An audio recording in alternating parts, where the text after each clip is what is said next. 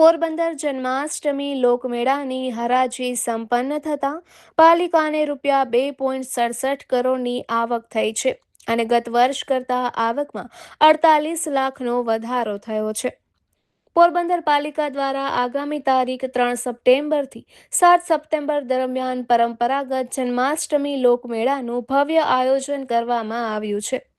મેળા અંતર્ગત વિવિધ પ્લોટ્સ, સ્ટોલ્સ અને ચકડોળ માટેની જાહેર હરાજી પ્રક્રિયા શાંતિપૂર્ણ માહોલમાં પૂર્ણ થઈ છે.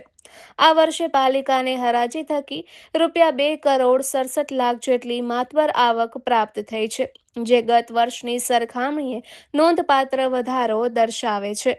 પાલિકાના અધિકારી દ્વારા આપવામાં આવેલી સત્તાવાર માહિતી મુજબ ગત 12 ઓગસ્ટથી મેળા ગ્રાઉન્ડના પ્લોટ્સની હરાજી શરૂ કરવામાં આવી હતી, જેમાં મોટા યાંત્રિક ચકડોળ, નાના યાંત્રિક ચકડોળ, ખાણીપીણીના સ્ટોલ્સ તેમજ રમકડા સહિત વિવિધ કેટેગરીના પ્લોટ્સની હરાજી પ્રક્રિયા ગત રોજ સંપન્ન થઈ હતી.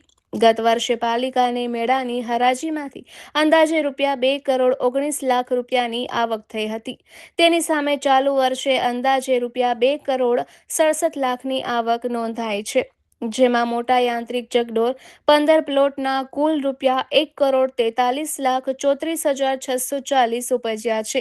મોતનો કૂવો 1ના 11,09,200, નાની ચકડોળ 9ના 17,61,740 ઉપજ્યા છે. હાથીના પુતળાની બાજુનું ગ્રાઉન્ડ ફૂડ ઝોન માટે ભાડે આપવામાં આવ્યું છે, જેના રૂપિયા 6,66,700 ઉપજ્યા છે.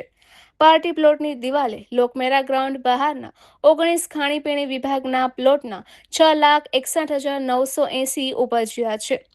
પાર્ટી પ્લોટવાળું ગ્રાઉન્ડ આનંદ મેળા માટે તારીખ 29/8/2026 થી તારીખ 12/9/2026 સુધી ભાડે આપવામાં આવ્યું છે, જેના 30,91,600 ઉપજ્યા છે. Chowpatty plaza plot food zone તારીખ 29/8/2026 થી તારીખ 8/9/2026 સુધી ભાડે આપવામાં આવ્યું છે, જેના 2,53,700 ઉપજ્યા છે.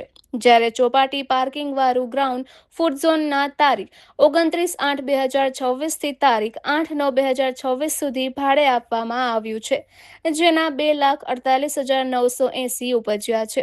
જોકે પાર્ટી પ્લોટ અને પાર્કિંગ ફૂડ ઝોનના ભાવ ગત વર્ષની સરખામણીએ ઓછા ઉપજ્યા છે.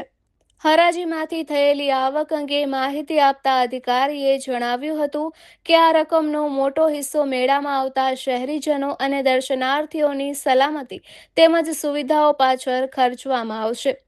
મેળા ગ્રાઉન્ડ ખાતે સમગ્ર પરિસરમાં આકર્ષક અને પૂરતી લાઇટિંગ વ્યવસ્થા, સાંસ્કૃતિક કાર્યક્રમો માટે વિશાળ સ્ટેજનું નિર્માણ, સુરક્ષા માટે ચુસ્ત સિક્યુરિટી વ્યવસ્થા અને સમગ્ર મેળા ગ્રાઉન્ડમાં સીસીટીવી નેટવર્ક, મુલાકાતીઓની સરળ અવરજવર માટે પેવિંગ, કાર્પેટિંગ સહિતની તમામ વ્યવસ્થાઓ સુનિશ્ચિત કરવામાં આવશે, જેથી લોકોને કોઈપણ પ્રકારની અસુવિધા ન પડે તે માટે પૂરતી વ્યવસ્થા કરવામાં આવશે.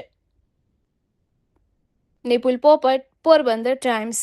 પોરબંદર મહાનગરપાલિકા દ્વારા આયોજિત 3 સપ્ટેમ્બરથી 7 સપ્ટેમ્બર દરમિયાનનો જન્માષ્ટમી લોકમેળો છે 2026માં.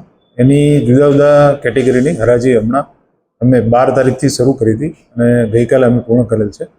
જેમાં મોટા યાંત્રિક ચકડોળ, નાના યાંત્રિક ચકડોળ, પછી જુદા જુદા મેળાના ગ્રાઉન્ડ, પછી ખાણીપીણી અને રમકડાના સ્ટોલ્સ, તેની પ્લોટની હરાજી અમે ગઈકાલે તમામ હરાજીઓ પૂર્ણ કરેલ છે. ગયા વર્ષે અમને અંદાજિત 2.19 કરોડ જેટલી આવક થઈ હતી અને આ વર્ષે અત્યાર સુધીમાં હરાજીનું અમે જે એસ્ટિમેટ કાઢ્યો છે એમાં 2.67 કરોડ જેટલી અંદાજિત હરાજીની કિંમત થાય છે. આ જે આવક છે એમાંથી પાલિકા છે એ સ્ટેજ છે, પછી જે આખા મેળા ગ્રાઉન્ડમાં લાઇટિંગ છે, પછી સિક્યુરિટી છે, સીસીટીવી છે, પછી કાર્પેટિંગ છે, જેવી વિવિધ પ્રકારની સુવિધાઓ છે. જે લોકો આવે છે મેળામાં એમને કોઈ પણ પ્રકારની અસુવિધા ન ઊભી થાય એના માટે જે અમારે ફેસિલિટી ઊભી કરવાની છે એ અમે આમાંથી ઊભી કરીશું. ગત વર્ષે અંદાજિત 2.19 કરોડ જેટલી આવક હતી અને આ વર્ષે 2.67 કરોડ જેટલી અંદાજિત આવક થવાની છે. આ બાબતે અમે અમારા કક્ષાએથી જીએસટી ઓફિસમાં તપાસ પણ કરી હતી, પરંતુ આ સેવા છે એ બંધારણની જે અનુસૂચિ 12 છે એ અંતર્ગતની આ કોઈ સેવા નથી, જેથી આ જીએસટીમાંથી એક્ઝેમ્પ નથી થતી એવું અમને માહિતી મળેલ છે.